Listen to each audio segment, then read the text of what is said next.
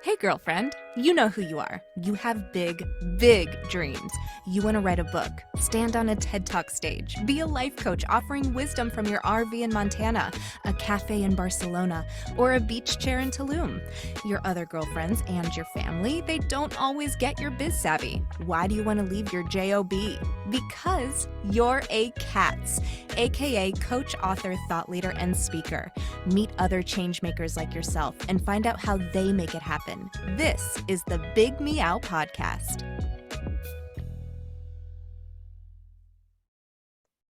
Hey, Cats, we're here with LB Thomas. Hi, LB. Hey, girl, how are you? I'm so good. I love what you have to say. Fear sucks. Fear sucks. And I think we all face it at one point or another. Oh my gosh, and I think that in a lot of ways, there's more fear out there than ever before. I mean, how do we outwit fear, as you say? Well, and I love your intro. It cracks me up every time I watch it because, if you're going to get rid of your job, you're going to go to Tulum, you're going to go to Portugal, wherever you're going to go, you're going, oh my God, what am I thinking? Right, exactly. Right. And I think the biggest thing about outwitting fear is knowing that it's there. I think it's so easy to hide from it, to sweep it under a rug, act like it's not there, but guess what? It's going to keep showing up. So the first thing is to say, okay, what is this? Why is this in my face? And why is it holding me back? And the only one you can control is yourself. And that's the first step of stop blaming others, stop figuring out, what are they doing? It's taking control and mastering that fear. It really is that simple. It's so funny because I think about my relationship with fear throughout my life, right? Like it kind of rears its head. And it's funny. I think as you get older, you almost recognize it as saying, oh, I need to pay attention or I need to do that right away because I feel fear around it, which is this sign that that's a breakthrough that's right there waiting for me. But the fear comes up and is like, maybe we'll kind of reel you back in. But, now I've learned to kind of do the opposite, what the fear is saying. And that is, I think, does come with age. I really do. And the more we recognize it, the more we can grab it before it grabs us, for sure. No, absolutely. How do you think that fear sabotages our success? Well, there's 5 core fears. There's fear of being alone, fear of not being good enough, fear of not being worthy, fear of not being loved, and fear of not trusting. And what happens is that whatever fear it is that you have, Kristen, whether it's fear of success, fear of being rejected, it doesn't matter what fear it is, it'll fall into one of those silos. So we like to be right. So if my fear is not being good enough, well, I'm going to sabotage whatever's going on out there because I want to be right. I want to prove that I'm not right. And so it sabotages us. It holds us back. But once you peel back and you get down to that core fear, you go, oh my God. I'd love to give you a perfect example. I had a 7-figure ad agency for years. And I would, even for the ad agency, would doubt our proposal amount. And I know there's cats out there that do that go, you know what, this is worth $10,000. Well, maybe it's only 8 because of, and they start justifying, right? I know. Right? And I would do that. And then once I peeled back that fear of success or whatever it was, I started going down deep and started digging and realized my fear was not being good enough. I was like, are you out of your mind? You're making these clients millions of dollars. Of course you're good enough. But I had to get to the core to figure out why I was sabotaging myself and my business. And once I did that, I started adding money because I knew what we were going to make them in the long run. LB, that's so true. And just full authentic disclosure, like my fears came up big time around launching CATS, right? I'm like, who am I to launch this women's networking group? And, I can't tell you how many times I'm like, nope, I'm not going to do it. Don't talk to me about it again. It went back and forth. And even right as I'm rolling it out, it's like, I put in all this work and what if it doesn't work? What if it doesn't work? Well, and then the fear of that imposter syndrome. Oh my gosh, who am I? Who am I to do this? Well, why not you? You've got a story and I say to that tell. myself. I mean, that's what's so hysterical about it is like we have our own dialogues for ourselves. and that we share with others, but sometimes just totally different. Isn't it? Yeah, it's like you can give all the best advice. The coaches that are on here, the teachers, the speakers can give the best advice, but when you put the mirror on yourself, it's like, oh, you know. Yeah. What's that all about? I'm glad you showed up today. So is there like do you have a little mantra that pulls you forward, keeps you brave? I don't know. I don't know if I would say I have a mantra, but I would say I put my antenna up. After my divorce, I lost my business, my home, and my mom died all in a 4-month period. And the amount of negative self-talk that I started catching myself, telling myself that I was an idiot, I was stupid. Why didn't you see that coming? Whatever I would tell myself, I realized how that was the biggest sabotager. It was keeping me down and beating myself up. And I literally, Krista, all I can say is I put an antenna up. So every time that inner critic started talking to me, I flipped it to inner cheerleader. And I don't remember the last time I said something negative to myself.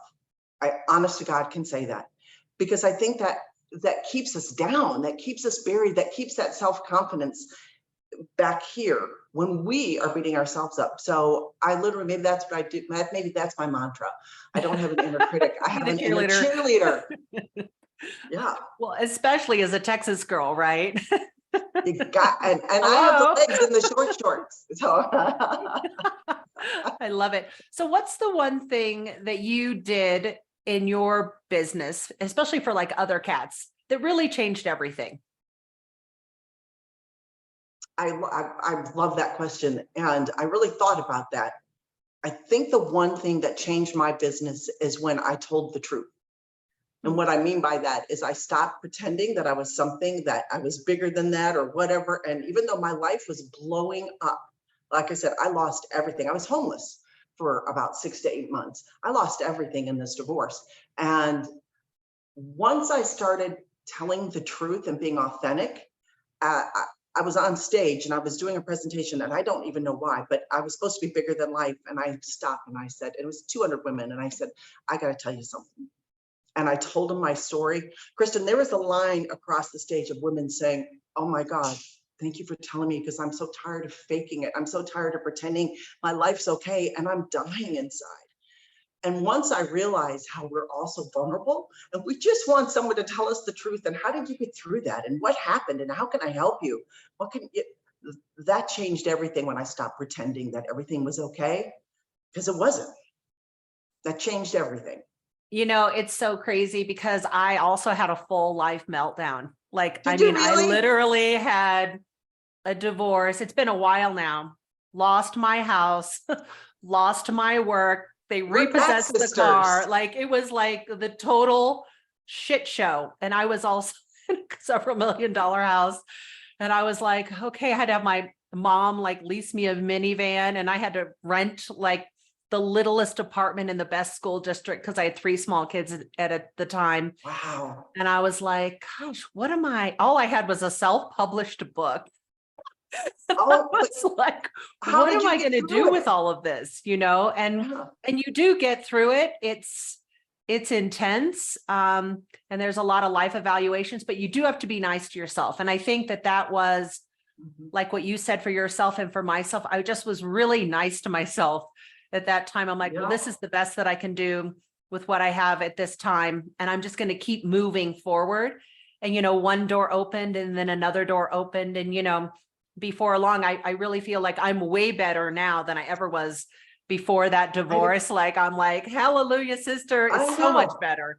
I tell people all the time. Yeah. I tell people all the time, it was the most horrible time in my life, and it was the most wonderful time.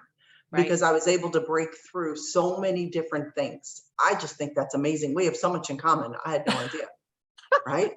Well, and I think you're able to claim more of who you really are, the full aspect of you. Like what I noticed about myself back then is I had a pretty extensive editing process, and I was like, oh, well, there's not room for her there. And there's not room for that, you know, before. When I was married in kind of a more restrictive situation. And I just was like, no, I'm allowing all of it. And I'm going to show up more completely. And I've been a lot happier. And I think that just is also in alignment with just being authentic about where you're at and giving yourself enough space to show up as a whole person instead of just the parts that you think are valuable. Right. And that you think people are going to like. Right. And one thing I think one of the things I would like to say too for cats is that if you go through a bad situation, give yourself a chance to mourn. A lot of people were saying with the best intentions, well, pull your big girl panties up or pull your boots on, but whatever. And I think because I allowed myself to cry, to drink a lot of wine, cheap wine, because I had no money. It was the bottom shelf wine, but wine nonetheless. It wasn't up here. It was the crappy wine. Right. But I allowed myself to mourn and be sad. And then I drew a line in the sand of like, okay, now it's time to get on with it. Because if we don't mourn, it's going to come out. It's going to come out in either anger or sadness or abuse or depression. Something. So I think it's really important to go through that phase and then say, okay, time to move on. I so completely agree with that, because we do have losses that come up for us or changes, especially when you're an entrepreneur, things are moving along and they're working a certain way. And then, we saw it with COVID, right? Your whole business blew up in a week. And, there was this whole period around that as well. And I think that we do have to allow ourselves to feel whatever it is we're feeling and honor those feelings.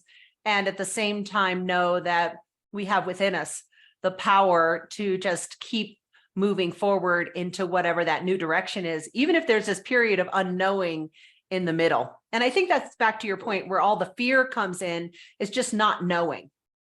Yeah. And it's the what ifs. Right. How many times have we all stayed up all night doing the what ifs thing? And then in the morning, the what if doesn't even happen. No. But we just let our brain go, go, go, go, go. And fear just takes a hold of us instead of saying, okay, stop. I can't do anything about that right at this moment. We can tackle that in the morning. What is the fear behind that is keeping me in this stuck spot? But it's finding out that fear, getting down, digging to that core fear that changes everything. It really does. Because then you master it. It doesn't master you anymore. So what if one of the cats is watching this and they're like, you know what? She's right. LB is right. I have fear and it's just totally holding me back. What are like 1, 2, 3 things you can do to just shift it, at least maybe not overcome it, but begin to get moving forward? Well, and that's why I say outwit it, because I don't think you can overcome it. First of all, you got to outwit it. You got to go, okay, I see what's happening. And then you can get to the point of overcoming. Right. So outwitting fear, right? Very first thing is ask yourself, well, what if that happens? Let's say I'm so afraid of asking for a raise because they may just say, no, you're not worth it or whatever. Or fire you. We had someone on who asked for a raise and got fired the same day. Oh, okay, don't ask. Yeah. But so here, that's the thing. I'm joking. What's the worst thing that could happen? Okay, what if that happened? That's the first question you ask. And then you answer that. Where would that leave you? Mm-hmm. What would that do to my heart? Then what would happen? And it's a sequence of questions like that. Where would that leave you? What would that do to my heart? Right? What would happen next? And it started asking those questions, because what you get down to is really kind of almost silly. Of like, oh, that I'm acting like this because of this fear. For a quick example, because I know we're almost out of time. Right. A woman that cuts my hair was telling me she hated this one client. And I said, why don't you fire her? And then we went through these questions during this, and it got down to the point where she didn't fire her clients because she was afraid of her family wouldn't love her anymore because she wasn't bringing in money. And when we got there, she went, oh, are you kidding me? Right. And she goes, of course my family loves me. And that completely changed her mindset of I'm worth, having the clients I want. So it's quick questions. And I can send those and we can put them in the notes. Yeah, let's do that. I think that's a great idea, because you've raised such a good point that a lot of times our fears are a little bit irrational, right? Like, if you get all the way down to the core, it's like, wait a minute, what? Yeah. And sometimes they're not even yours. They're your mother's, or a teacher said something to you one day, like, oh God, that your haircut, why would you do that? And it's cute as can be. And they were just having a bad day. And you're like, oh, I can never do this again because somebody said something to you. It's crazy how social media, parents, we're all bombarded by it. But I will send Danelle the questions to ask to add to the notes. Absolutely. So how can we find you, LB? I'm just going to make it real simple. Outwittingfear.com is easiest website to find me. You can email me there as well. That's where I have a quick course on digging down to feeling what you want to feel. And I put in a code for the Big Meow or just Big Meow for 10% off. It's only like $49. Yeah. And if somebody really wants to dig down, please go there, but email me. I've had a lot of women that hear me on podcasts that just say, can we have a cup of coffee on Zoom and I can tell you my story? And I'm like, absolutely. And I just love connecting because I've been there. I know. Well, thank you so much for being on the Big Meow. Thank you. It was wonderful. We're friends. Absolutely. Bye.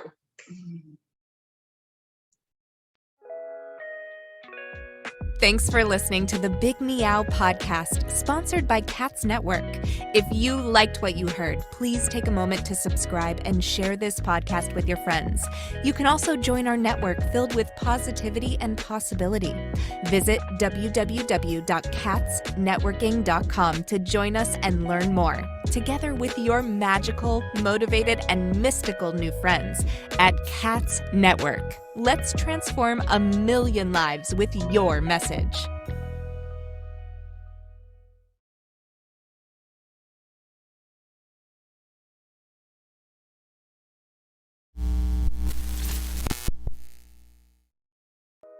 Are you feeling isolated, sitting at home in your PJs? Or perhaps you're tired of the comfy sweatpants with holes in them that are hidden just below the camera? I mean, you could puke at the thought of another day of Zoom meetings and reporting to your BOSS. Do you want freedom from your home office desk or the office cubicle? Do you want freedom from your current career? Or are you frustrated that your online biz dreams are going nowhere? It's all too overwhelming. Where do you start? All the tech, the choices, and your message. Yep, I said your message, your brand, your voice. What is it? Do you even know what that means? Do you need a biz coach but don't want to invest the big bucks? Let's face it, being a solopreneur is lonely, but you don't have to do it alone. And here's a solution. Join Cats Network. Cats Network is a woman-only membership community exclusively available to you, the life coach or executive coach, the author, the thought leader, or the public speaker. If you identify with this list or want to work on adding some of these to your skill set, Cats is the place for you. Check us out at www.catsnetworking.com. That's CATS networking.com. Because let's face it, cats are better together.